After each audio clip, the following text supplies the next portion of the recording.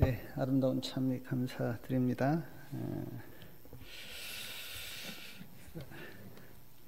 저는 이 시간에 빌립보서 3장에 있는 말씀으로 은혜를 나누고자 합니다.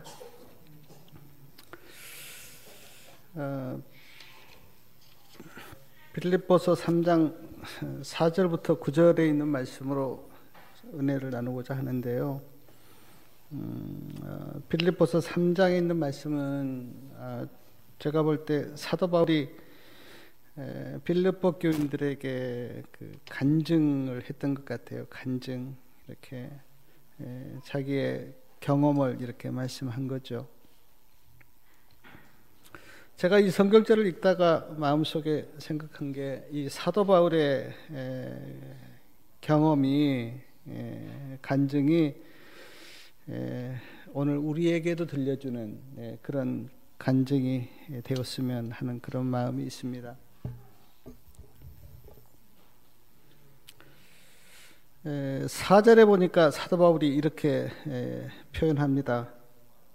그러나 나도 육체를 신뢰할 만하니 만일 누구든지 다른 이가 육체를 신뢰할 것이 있는 줄로 생각하면 나는 더욱 그러하리니.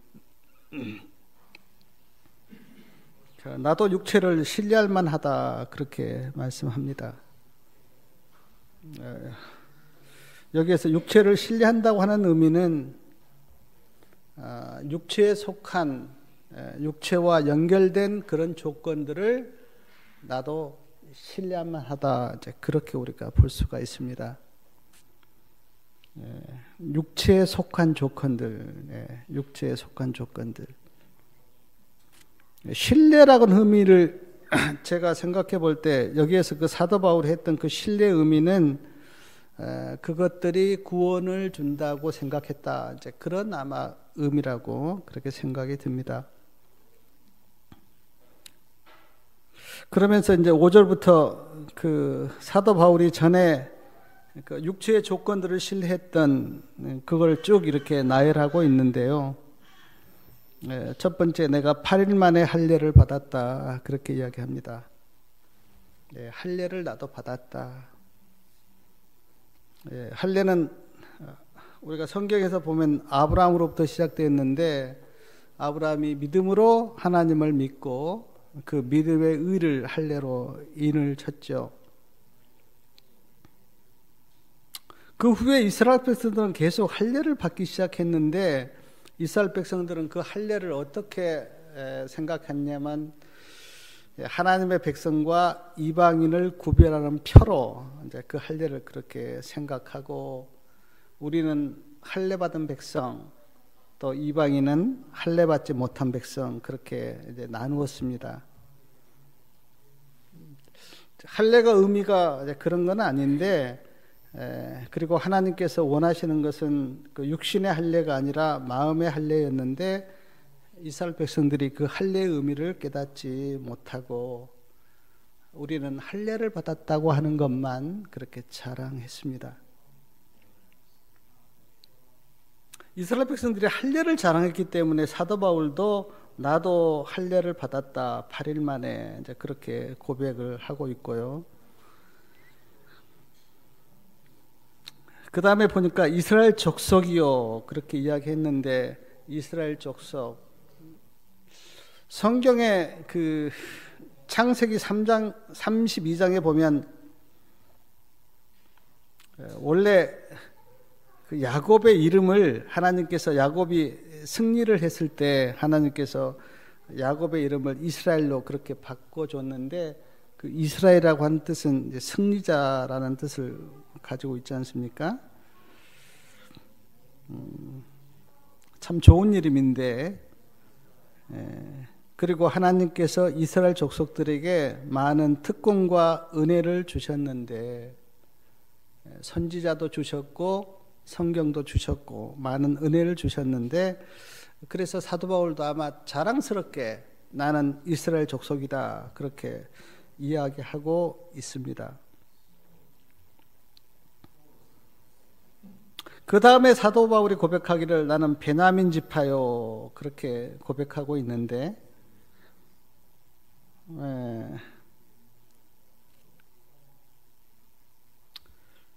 이스라엘 백성 중에 12지파가 있었는데 그 2지파는 남방 유다에 속해 있고 10지파는 북방 이스라엘에 속해 있는데 북방 이스라엘에 속한 10지파가 아슈르가 침략했을 때 혼혈족이 됨으로 말미암아 순수한 어떤 혈통에서 그들이 벗어났고요.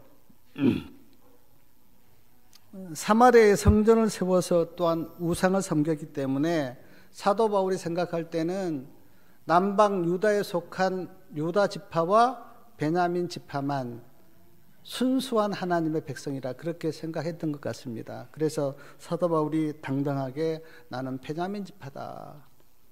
나는 북방 이스라엘에 속한 그런 사람들이 아니다. 이제 그런 의미로 아마 이 베냐민 지파다 그렇게 자랑하고 있습니다.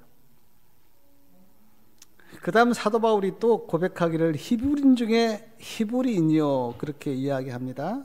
히브리인. 제가 이렇게 찾아보니까 히브리의 뜻은 뭐 여러 가지가 나와 있던데 그 중에 하나가 물을 건너온 백성이란 뜻도 있다고 하는 걸 제가 봤습니다. 물을 건너온 백성.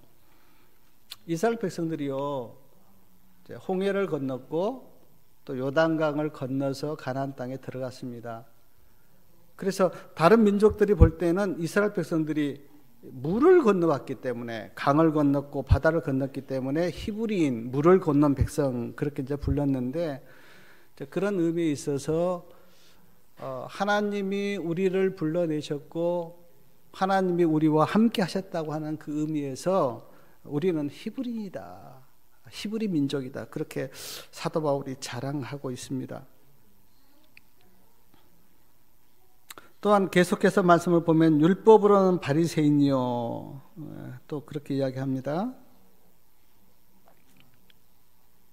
이스라엘 백성 중에는 바리새인도 있었고 사두개인도 있었고 또 이런 평민도 있었고 뭐 여러 어떤 부류들이 있었는데 바리새인 하면 오늘 우리가 뭐 좀 안 좋게 생각하지만 그러나 지금 이 성경을 썼던 그때는 바리새인은 하나님을 가장 잘 믿는 사람으로 그렇게 알았지 않습니까?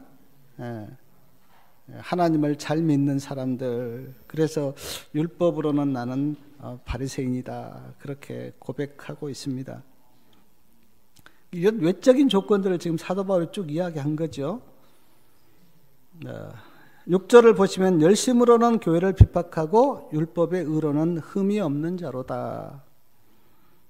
열심으로는 교회를 핍박했다라고 하는 의미가 오늘 우리가 듣기에는 이게 뭐 자랑이냐 그렇게 들을지 몰라도 그때는 예수를 믿는 하나님의 교회를 핍박한 사람들을 유대인들은 아주 충성된 사람으로 그렇게 봤습니다.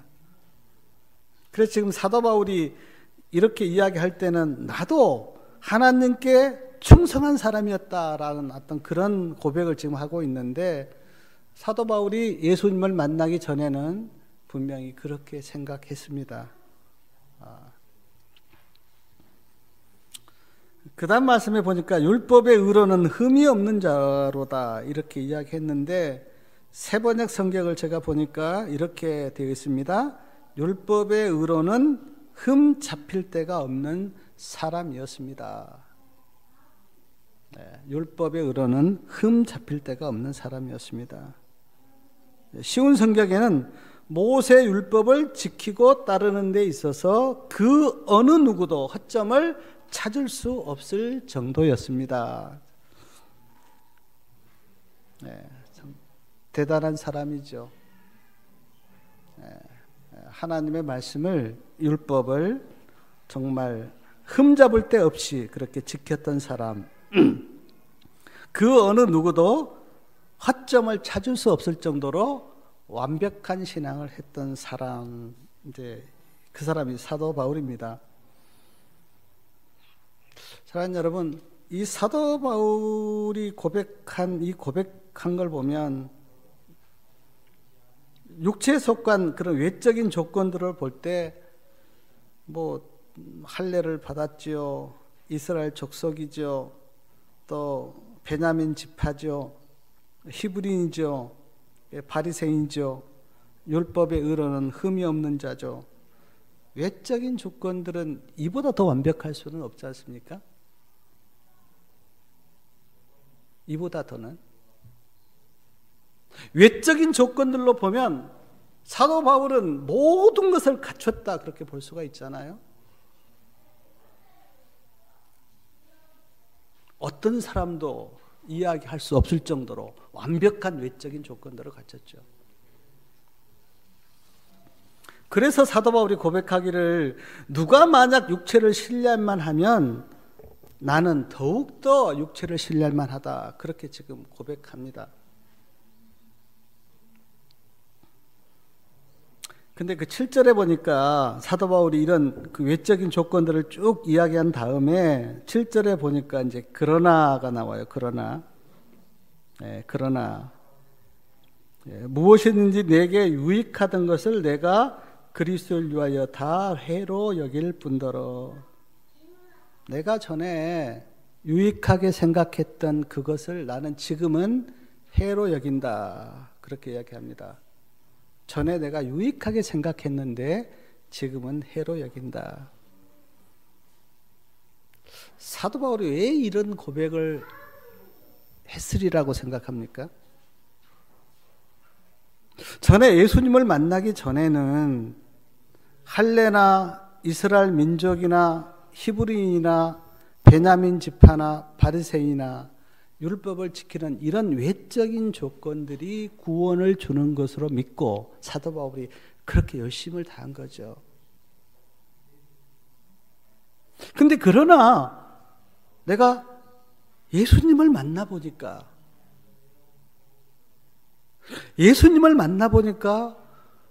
그게 아니었다고 하는 이 고백을 지금 하고 있으면서 내가 그런 것 다 전에는 유익했는데 지금은 다 해로 여긴다. 사랑하는 여러분, 사도 바울이요 예수님을 만나기 전에는 할례를 받아야 하나님의 백성이 되는 줄 그렇게 사도 바울이 알았습니다. 이스라엘 백성만 구원받은 줄로 사도 바울이 그렇게 생각했어요. 베냐민 지파만 순수한 하나님의 백성인 줄 알았고 히브리인만 하나님이 사랑하는 그런 줄로 사도 바울이 알았습니다. 유대교에 충성하는 것이 하나님께 충성하신 걸로 그렇게 사도 바울이 알았고 내가 막 열심히 무엇을 해야 의를 얻는 줄로 그렇게 사도 바울이 알았는데 예수님을 알고 보니까 그게 아니었습니다. 그래서 사도 바울이 고백하기를 내가 전에 유익하게 생각한 것을 이제는 다 해로 여긴다. 해로 여긴다고 하는 의미가 뭐 나쁘다는 그런 뜻보다도 지금 내가 생각해 보니까 그게 아무것도 아니었고 내게 구원을 얻는데 유익을 주지 못했다고 하는 그런 고백이라 그렇게 볼 수가 있습니다. 사랑하는 여러분, 할례를 받았으면 어떻고 할례를 안 받았으면 어떻습니까? 할례하고 구원하고 무슨 관계가 있어요? 예수 그리스도가 구원이신데 이스라엘 백성이면 어떻고 이스라엘 백성이 아니면 어떻습니까? 구원이 예수님 안에 있는데 바리새인이면 어떻고 바리새인이 아니면 어떻습니까? 바리새인과 구원과가 무슨 관계가 있어요? 베냐민 지파면 어떻고 베냐민 지파가 아니면 어떻습니까? 지파가 우리에게 구원 주는 건 아닌데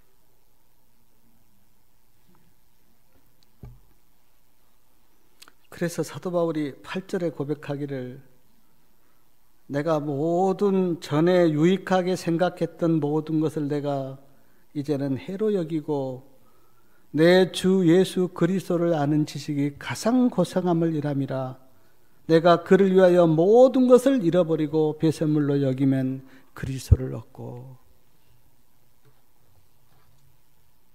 사연 여러분, 사도 바울이요, 전에 유익하다고 생각한 그런 것들을 지금 이제는 그게 아니었어. 그건 별거 아니야. 예수 그리스도를 아는 지식이 가장 고상하다. 지금 이제 그렇게 우리에게 고백하고 있거든요.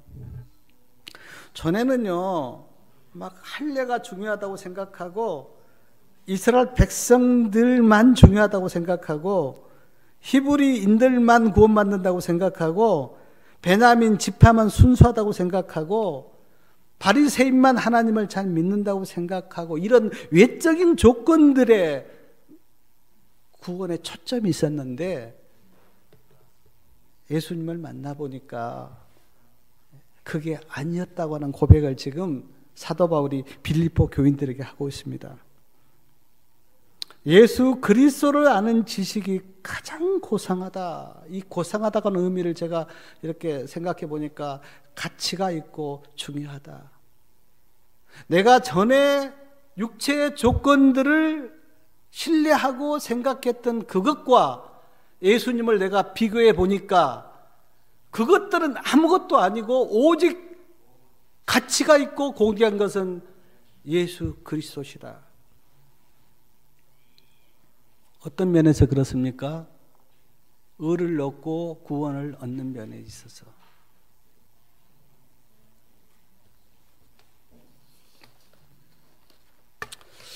제가 이 말씀을 우리에게 적용을 이렇게 좀 시켜봤는데요.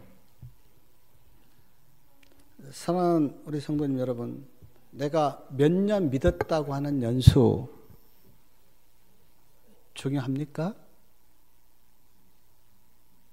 아니요. 구원을 얻는 데 있어서 중요하지 않습니다.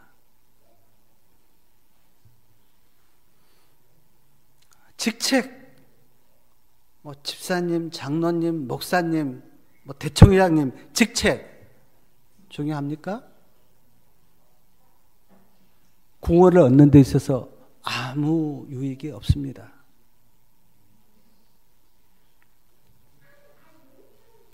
열심히 일을 해야 하지만 그러나 예수님 없이 열심히만 일한다고 됩니까? 아니요. 구원은 이런 육체적인 외적인 조건들에 구원이 있는 것 아닙니다. 구원은 누구 안에 있는가? 예수 그리스도 안에 있습니다. 예수님이 구원이세요. 우리가 지금 아무리 그 육체적인 조건들을 우리가 따져본들 사도 바울보다 더 좋을 수는 없잖아요. 사도 바울보다. 그런데 지금 사도 바울이 고백하기를 내가 전에 육체에 속한 조건들을 의지하고 신뢰했는데 예수님 만나보니까 그건 아무것도 아니라고.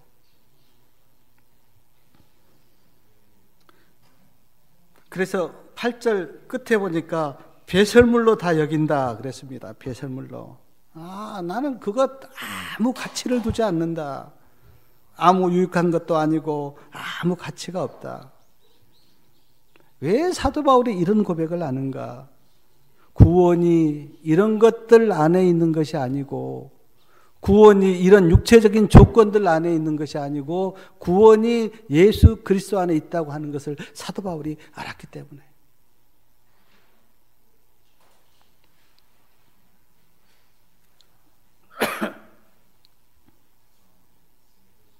사도 바울의 생애를 보면은요, 사도 바울이 예수님을 만나기 전과 예수님을 만난 후가 확연하게 다른데, 예수님을 만나기 전에는 이런 외적인 조건들에 사도 바울이 온 마음을 쏟고 온 정성을 쏟고 거기에 마음을 뒀거든요.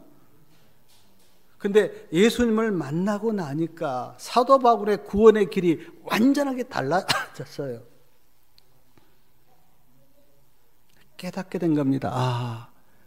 의가 거기에 있지 않고, 의가 거기에 있지 않고, 구원이 거기에 있지 않고, 구원이 그리고 의의가 예수님 안에 있다고 하는 것을 사도 바울이 발견한 겁니다.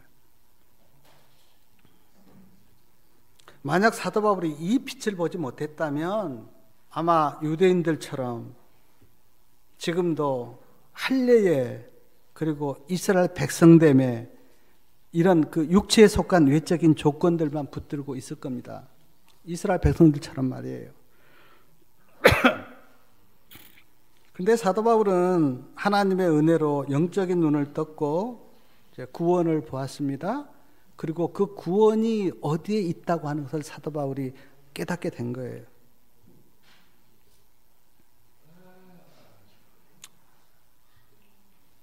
제가 신앙을 이렇게 하고 있는데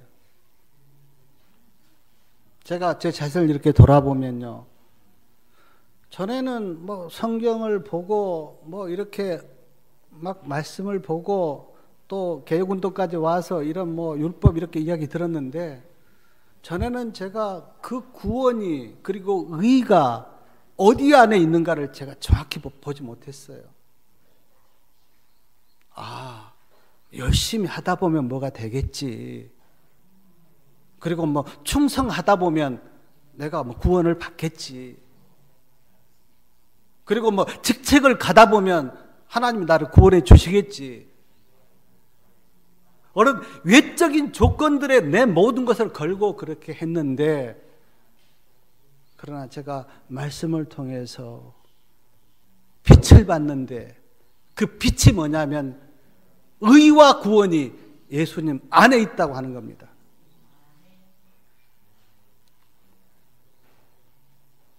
사도 바울이 예수님을 만나기 전에는 그렇게 외적인 조건들을 신뢰하고 육체에 속한 조건들을 신뢰해서 그렇게 왔는데, 예수님 만나고 구원의 길이 달라진 것처럼, 그래서 저는 이 사도 바울의 간증이 저에게 들려주신 하나님의 간증으로 저는 듣고 저도 이런 고백을 한 겁니다. 그리고 예수님 안에서 구원의 빛을 본 사람은요, 예수님이 그렇게 고귀할 수가 없어요. 이 세상에서 예수님보다 더 귀한 분이 없게 보입니다. 그리고 예수님을 따르고 예수님을 순종하는 데 있어서 어떤 것도 비교가 안 돼요. 왜냐하면 예수님이 가장 고귀하기 때문에.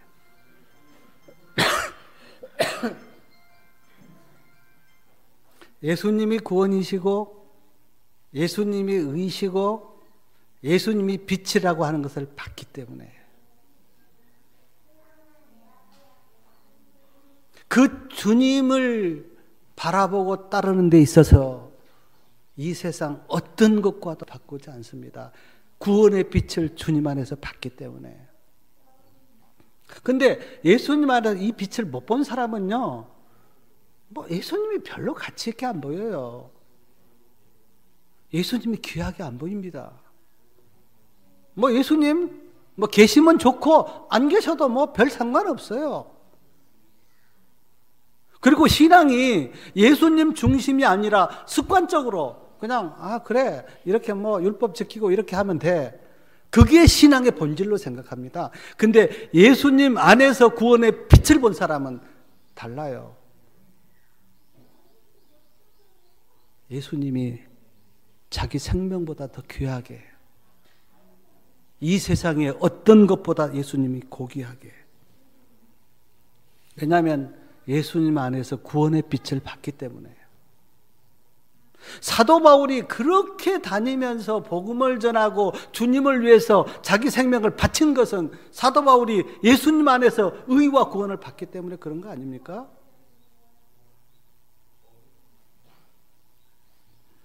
그래서 그 9절에 보니까 사도 바울이 이렇게 고백하잖아요. 자, 모든 것을 잃어버리고 배설물로 여기면 그리스도를 얻고 그 안에서 발견되려 함이니, 내가 가진 의는 율법에서 난 것이 아니요 오직 그리스도를 믿음으로 말미암은 것이니 곧 믿음으로 하나님께로서 난 의라. 사도 바울이 이 간증을 하기까지, 이 고백을 하기까지 사도 바울이 그 구원을 얻기 위해서, 의를 얻기 위해서 얼마나 했었습니까? 얼마나 충성한 사람이에요. 근데 사도 바울이 그렇게 유대교에 충성했고 그렇게 열심을 다했는데, 그러나 예수님 만나고 사도 바울이 빛을 보니까, 구원의 빛이 육체의 조건들에 있었던 것이 아니고 예수 그리스도 안에 구원의 빛이 있구나라고 사도 바울이 그것을 놀라운 발견을 하고 지금 고백한 고백이 이 고백 아닙니까? 내가 모든 것 배설물로 여긴다. 무가치하게 여긴다. 내가 할례 받았던 것도 그것 무가치하고, 이스라엘 백성으로 태어난 것도 무가치하고, 율법을 지키기 위해서 그렇게 열심을 다했던 것도 그것도 내가 지금 생각하니까 그것도 무가치하고, 히브리이고 바리새인이고 내가 베냐민 지파로 태어난 것도 그것도 구원을 얻는 데 있어서는 무가치하고, 지금 그런 고백하고 있거든요. 내가 그거 이제 다 해로 여기고 배설물로 여기고 오직 예수 그리스도, 그 한 분이 고귀하고 그 한 분이 가치가 있는 거다. 사랑하는 성도님 여러분, 이 길 말고 의를 인간이 얻을 수 있는 길은 없습니다. 예수님 아니고는 인간이 하늘에 갈 길이 없어요. 예수님이 구원이시고 예수님이 의입니다. 예수 그리스도를 통해서 얻은 의, 이 말고 인간이 의를 얻을 길이 없어요. 나로 하여금 하늘문을 통과하게 할 수 있는 길은 예수님밖에 없습니다. 마태복음 19장에 보면 부자 법관이 나오지 않습니까? 부자 법관. 이 부자 법관은 굉장히 재물을 붙잡고 살았던 그런 사람인데, 예수님이 그를 제자로 불렀습니다. 재물은 하나의 외적인 조건 아닙니까? 근데 이 외적인 조건을 붙들고 있었던 부자 법관이 예수님께서 불렀을 때 이 외적인 조건들을 놓고 주님을 믿음으로 붙잡아야 되는데, 아쉽게도 성경에는 부자 법관이 그렇지 않습니다. 그냥 계속 재물을 붙들고 있어요. 그래서 부자 법관은 구원을 잃어버렸습니다. 근데 니고데모는요, 니고데모도 그 예수님을 만나기 전에는 니고데모가 관원이었고 선생이었고 그런 외적인 직책들 붙들고 있었던 사람이에요. 근데 예수님께서 너 거듭나야 돼, 이제 그렇게 말씀을 하셨잖아요. 니고데모가 처음에는 그런 의미도 잘 몰랐습니다. 무슨 의미인지. 어떤 그 외적인 조건들만 붙들고 있었어요. 나는 관원이야, 나는 선생이야. 근데 예수님께서 너 거듭나야 돼, 너 그것 놓고 나 붙잡아야 돼, 이제 그런 뜻인데, 근데 니고데모는 외적인 조건들 붙잡고 있었던 그런 것 놓고 니고데모가 예수님 붙잡았잖아요. 그리고 초대교회를 일으키는데 니고데모가 헌신하고, 그런 사람 아닙니까? 사랑하는 우리 성도님 여러분, 우리 성도님들 지금 뭐 신앙이 뭐 참 10년, 20년, 물론 뭐 또 기간이 짧은 분도 계시는데, 한번 이 사도 바울의 간증을 들으면서 한번 자신을 한번 돌아보시기 바랍니다. 나는 지금 주님을 믿고 있는데 어떤 외적인 조건들을 붙들고 있는가, 아니면 정말 그리스도를 붙들고 있는가? 구원의 빛을 내가 보는데 그 구원의 빛을 내가 어디를 통해서 그 구원의 빛을 보고 있는가? 저는 사도 바울이 빌립보 교인들에게 간증한 이 간증이 오늘 저와 우리 성도님들을 향한 간증이 되기를 바랍니다. 잘못하면요, 엉뚱한 믿음의 길을 갈 수가 있어요.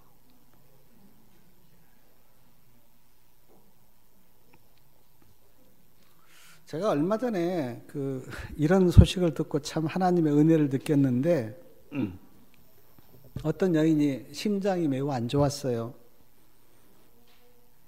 심장이 안 좋으니까 심장을 이렇게 잘 뛰게 하는 그런 기구를 부착해야 되는데, 근데 기구를 부착을 했는데도 심장이 잘 이렇게 원활하게 안 뛰는 겁니다. 그래서 이제 옆에서 사람이 심장이 잘 뛰도록 그렇게 이제 그 튜브를 이렇게 눌러줘야 되는데, 그 튜브를 눌러주는 것을 전문용어로 앰브라고 그렇게 한다고 해요. 심장이 잘 못 뛰니까 옆에서 이렇게 앰브를 계속 눌러줘야 되는데, 이제 심장 박동 소리에 맞춰서 계속 이렇게 앰브를 계속 눌러줘야 이제 그 기구가 이제 이렇게 심장을 뛰도록 돕는데, 이게 뭐 심장이라고 하는 게 뭐 저녁이나 낮이나 계속 뛰어야 되잖아요. 저녁이라고 심장이 안 뛰면 또 안 되잖아요. 그래서 옆에서 계속 이렇게 심장에 맞춰서 이렇게 앰브를 눌러줘야 되는데, 뭐 한 사람이 어떻게 계속 그 일을 합니까? 뭐 볼 일도 있고 화장실도 가야 되고 하니까. 그러니까 이제 자원봉사를 모집했는데, 이제 그 소식을 듣고 많은 사람이, 그래 내가 좀 뭐 1시간이 됐든 2시간이 됐든 내가 자원봉사 하겠다고 그렇게 해서 자원봉사를 하는데, 제가 그 방송을 듣고 3년 동안 몇 사람이 자원봉사를 했는가? 16,000명이요. 16,000명이 계속 돌아가면서 이제 시간을 정하겠죠. 몇 시부터 몇 시까지 누가 하고, 그렇게 해서 16,000명이 계속 앰브를 이렇게 눌러서 한 생명을 지켜오고 있다고 하는 그 이야기를 제가 들었고, 제 마음속에 참 하나님의 은혜가 너무 감사하다. 제가 수십 년 동안 살고 있는데 하나님께서 내 심장을 뛰게 하시고 나를 도우시고 또 나와 함께 하신 그 하나님의 은혜가 참 감사하다. 사랑하는 성도님 여러분, 오늘 우리가 구원받고 또 의롭게 되고 하나님의 자녀가 되고 오늘 우리가 생활할 수 있는 게 다 하나님의 은혜 아닙니까?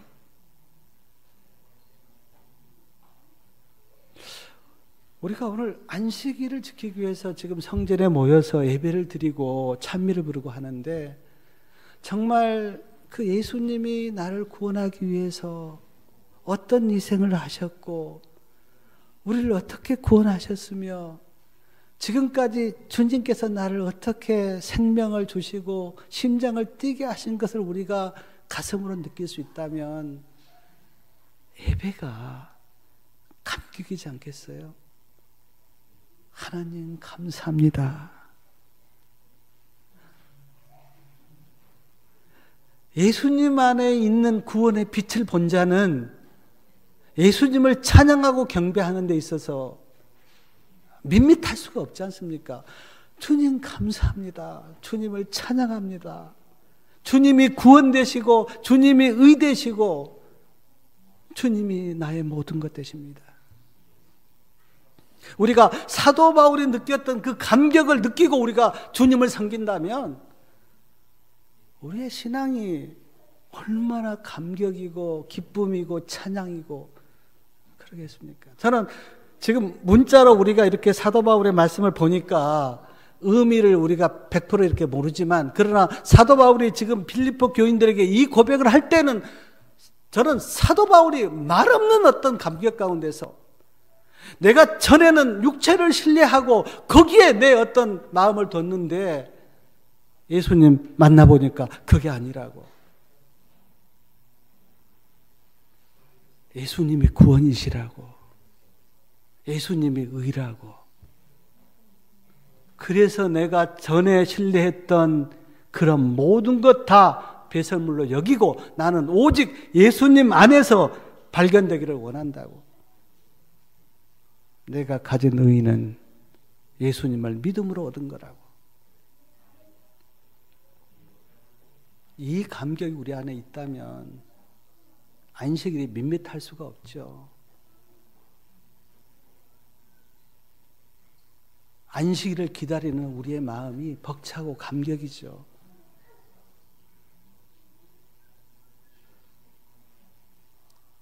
사랑하는 우리 성도님 여러분, 참 제가 서울교회는 교회가 적어서요, 그냥 교인들이 다 되세요. 그러니까 굉장히 그러는데, 여기는 막 교회는 크고 교인들은 다 흩어져 있고 막 멀리 느껴지니까 제가 참 어색해요, 자리가. 그러나 자리가 어색하고 안 그게 문제가 아니라 사도 바울이 봤던 이 빛을 오늘 우리가 보고 있는가 하는 겁니다. 예수님 안에 구원이 있다고 하는 이 빛을 오늘 우리는 보고 있는가? 그게 아니라면 오늘 우리 예배가 무슨 의미가 있으며 우리의 만남이 무슨 의미가 있으며 의미가 없죠. 나는 나이가 몇 살이야. 나는 뭐 신앙을 몇 년 동안 했어. 나는 직책이 뭐야. 나는 성경을 얼마 정도 알고 있어. 그거 다 외적인 조건입니다. 그게 구원 주는 거 아니에요. 구원은 누구 안에 있는가? 오직 예수 그리스도 안에. 예수님 안에 있는 그 의와 구원을 발견할 때 우리의 영적인 눈이 트여요. 그럴 때 정말 예수님이 나에게 있어서 어떤 분이구나. 그것이 내 마음에 와 닿아야 아고골적 골짜기를 가도 나는 예수님 버릴 수 없어. 나는 예수님 떠나지 못해. 나는 예수님 떠나서 살 수 없어. 나에게 있어서 오직 규정한 분은 예수 그리스도야. 이 고백이 혼자 있어도 나오잖아요. 혼자 있어도. 누가 뭐 신앙하자 억지로 그래 오늘 뭐 안식일 교회 가야 돼. 그래 뭐 성경 공부 오늘 좀 봐야 돼. 그건 예수님을 만나지 못한 사람들의 행동이고, 정말 예수님 안에서 사도 바울처럼 구원의 빛을 본 자는, 그리고 의를 얻은 자는 뭐 어떤 것과도 예수님을 바꿀 수 없을 정도로 예수님의 말씀이 좋고요, 예수님의 사랑이 좋고요, 어디를 가나 주님 생각이 나고요, 일을 하든지 뭘 하든지 그래 예수님이 나를 구원하셨지, 예수님의 사랑이 이렇게 크지, 나는 예수님 떠나서 살 수 없지. 그 고백이 사도 바울처럼 예수님 안에서 구원의 빛을 본 자는 그런 고백이 스스로 나오잖아요. 제가 좀 어색하지만 그러나 첫 시간에, 물론 여기서 신앙 많이 하신 분 계십니다. 뭐 진리 다 알고 계시죠. 그러나 개중에 혹시라도 그 구원이 예수님 안에 있다고 하는 것을 아직도 보지 못한 영혼이 있다면 이 시간에 그 빛을 보기를 바랍니다. 오직 구원의 그 빛은 예수님 안에 있구나. 그래서 우리의 신앙이 다른 거 아니에요. 그 예수님 더욱더 깊이 알아가는 게 신앙이에요. 그 예수님 내가 더 많이 이렇게 의지하고 그 주님의 은혜와 사랑과 그 주님의 품성 알아가는 게 신앙이에요. 처음부터 끝까지 신앙은 그리스도를 배워가는 겁니다. 출발도 그렇고 끝도 그리스도예요. 그 나를 구원하신 그 주님이 어떤 분인가, 그 주님이 얼마나 나를 사랑하는가, 얼마나 좋은가, 말씀 속에서 그 예수님 알아가는 게 신앙이에요. 50년 신앙했지만 예수님 안에 빛을 보지 못한 자는요, 저는 그거 신앙 아니라고 믿어요. 예수님을 알지 못한 자는요, 그 신앙 아닙니다. 정말 나를 구원하시고 나의 구주가 되신 그분이 어떤 마음이시며 어떤 품성이시며 어떤 생각을 가지고 사셨으며 그거를 알아가는 게 신앙이에요. 첫 시간에 제가 간절히 제가 바라는 것은 어떤 외적인 조건들 그거 붙들고 계시 마시고요. 예수님 안에서 의를 얻고 예수님 안에서 구원의 빛을 보시고 우리의 모든 신앙의 초점이 그리스도께 가기를 바랍니다. 그리스도께 가기를 바라요. 그래서 예수님 중심으로 신앙생활 하시고 예수님 중심으로 우리의 삶을 우리가 살 때 우리가 정말 정로를 가고 그것이 구원의 길이라고 제가 믿고 저나 우리 성도님들 다 우리의 모든 생애가 그리스도의 중심으로 그렇게 가기를 바라면서 말씀을 마치겠습니다.